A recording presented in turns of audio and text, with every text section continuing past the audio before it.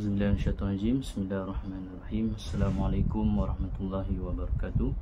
Saya Komander Rendah Kanan Muhammad Amir bin Fahmi, nombor metrik 2023467184.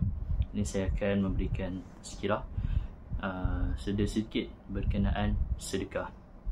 Jadi seperti yang kita tahu, sedekah ini sangat baik pada diri kita dan dapat memberikan pahala yang banyak. Jadi dalam sabda Nabi, dalam hadis, para sahabat tanya kepada Nabi, "Wahai Rasulullah, apakah sedekah yang paling tinggi nilainya?" Rasulullah menjawab, sedekah di bulan Ramadan.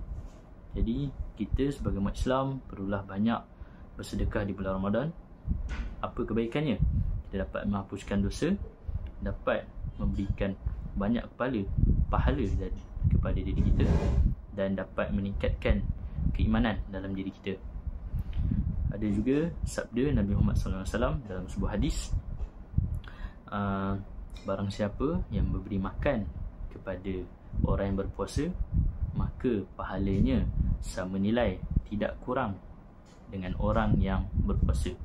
Jadi kalau kita memberikan infak ataupun sedekah di sepanjang bulan Ramadan ni, bukan sahaja kita dapat meningkatkan pahala, kita juga dapat memberikan makan orang yang berpuasa, kita dapat menginfak, membelanjakan harta kita ke jalan yang benar. Jadi pesanan daripada saya, marilah sama-sama kita berinfak ataupun sedekah di bulan Ramadan yang mulia ini, agar kita tergolong dalam golongan mereka yang beriman dan mendapat syurga Allah. Itu daripada saya. Terima kasih.